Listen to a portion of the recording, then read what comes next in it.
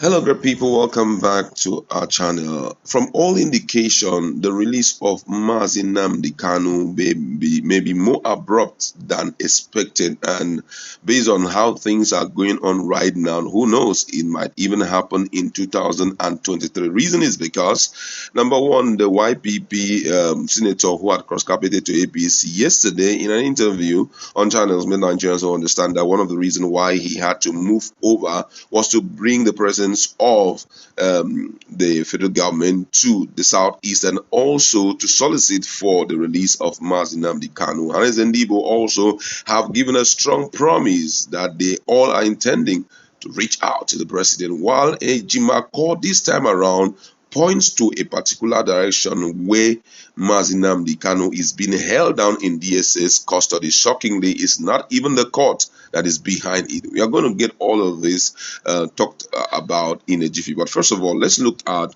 what Ohanaeze Ndigbo have to say about his intended plan to release Nnamdi Kanu. According to the news, as one of its plans to curtail insecurity in Southeast, Chief Emmanuel Iwenyawu, the president of Ohanaeze Ndigbo, has revealed the plans of the Apex Igbo Socio-Cultural Organization to meet with President Bola Ahmed Tinubu. According to Iwenyawu, the visit to the president is to canvass for the release of Nnamdi Kanu, the leader of the indigenous people of Biafra IPOB.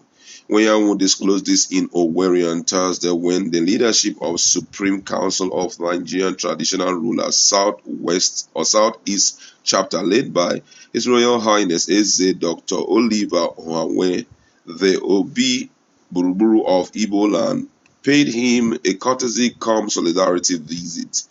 He regretted that other ethnic groups in Nigeria had sold the dummy of perceived secession of the Igbo ethnic group, thus creating undue fear and suspicion of every intention of the group before the federal government. He pointed out that statistics have shown that Igbos, as critical stakeholders in Nigeria project, own over 60% of the investment in the country, and that their asset and residential identities spread across all the nooks and crannies of the nation, unlike other ethnic groups that mainly invest and reside only within their ethnic geopolitical or geographical location. In his word, he says, your request and solidarity visit have reinvigorated Ohanese's leadership intention to see President Bola Ahmed Tinubu on issues concerning Igbo ethnic group, more especially the need to release Nnamdi Kanu of IPOB. His continual detention is escalating insecurity in Southeast. Let us see when he's released any person or group that will be instigating insecurity or crisis in Igbo land using his name or detention. Some people and group are illegally feasting on his popularity and detention just to cause unnecessary trouble and problem in the entire Southeast and for their own selfish interests. There must be peace and stability in Igbo land. Immediate release of Nnamdi Kanu will definitely restore sanity and unravel a lot for the benefit of the nation.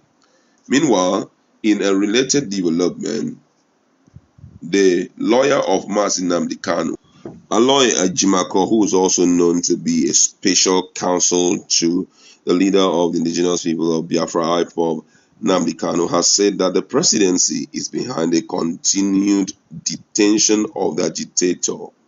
Ejimako stated this on Friday via one of his social media handle. He argued that the Supreme Court is not responsible for the continued incarceration of Kanu. The lawyer said this while reacting to the release of Sunday Igboho. He asserted that the federal government cannot continue to detain Kanu with the release of Sunday Igboho, a Yoruba nation agitator. According to his word, Ejimako wrote, he said, the persisting incarceration of Nnamdi Kanu has become more unsustainable with the release of Sunday Igboho, especially as it was done with the support of Yoruba leaders and Tinubu at official bat. To be sure, it's the presidency that is holding #MNK, not the Supreme Court. The IPOB leader has been in the custody of the Department of State Services (DSS) since he was rendition to Nigeria in June 2021.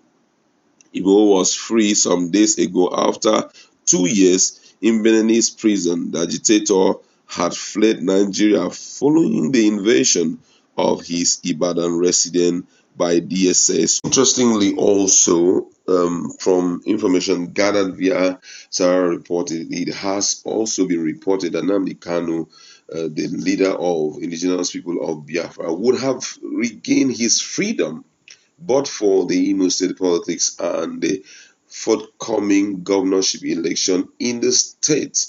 Kanu, the leader of the separatist group, was on June 19, 2021 abducted from Nairobi airport in Kenya and then detained and tortured for about 10 days in Kenya. Under Muhammadu Buhari's administration, Kanu was subsequently flown by private jet from Kenya to Nigeria later in June 2021. Since Kanu was brought to Nigeria to face trial for terrorism charges, he has been detained in solitary confinement at the headquarters of the Department of State Services, Nigerian Secret Police, in the capital city of Abuja.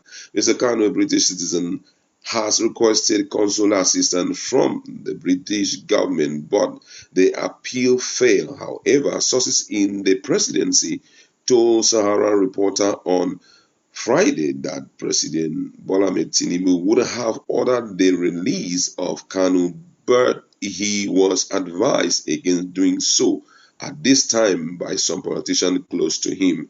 Sarah Reporter also learned that Tinubu was advised to hold on till after Imo State governorship election scheduled for November 11, 2021, as Kanu's release before then could have political implications in the southeast region. According to the source, and I quote, he said the release of Nnamdi Kanu was stalled by the southeast politics of Imo. They claimed to Tinubu that his release might affect the election in Imo, so the president went. This is really interesting. But guess what? Also, the DSS have made a strong statement, which, if all of this is put together, will help to release Nnamdi Kanu. They said that the criminal activity going on in the southeast is actually not caused by Biafra agitation, which means some people are taking advantage of that to perpetuate their criminality in the southeast. If you go to the southeast now, it's just like, would I say, a forgotten land. That's a place that has been abandoned. Why? Even the sons and daughters of the southeast can't even step there. Now, these guys go around painting that picture, and that's why I feel, based on what Ohanaeze Ndigbo is saying, which I feel too that they must do it speedily, is for them to push for the release of Nnamdi Kanu, so that at least these guys can be curtailed, and then the fight against criminality in the southeast will be put under serious check. But one of the things I notice about a situation like this is that it's not good to allow a lion that has been trained with drinking milk and eating bread and rice to test human blood. The very day he tests human blood, it's always very difficult to reset him back to his former food, which is, drinking milk and all of that. Even if you claim that, release of Nnamdi Kanu will stem these guys, everybody wants Nnamdi Kanu to be released because it is long overdue. But from all indication, it will take extra strength from number one, Nnamdi Kanu himself, and also stakeholders who are supporting the movement Biafra, to fight and curtail these people, because they have come to stay. A lot of them have used the proceeds from kidnapping activity or robbery activity to earn themselves a quality living. Who knows? Some of them could be driving good cars around town. Who knows? Some of them could be living a very big, that's a kind of living a lavishing lifestyle.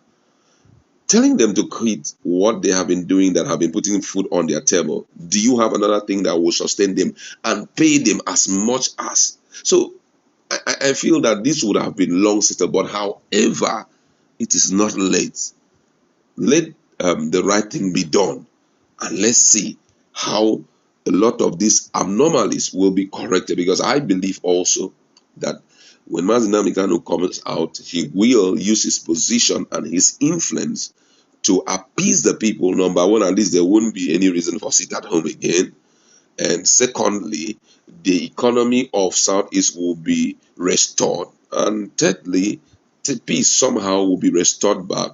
And fourthly, some businessmen will, go back to their business and things will go on well. Well, that's just my position. I don't know about you. Let's interact in the comment section. What's your position on all this brouhaha surrounding the release of Nnamdi Kanu? Thank you very much.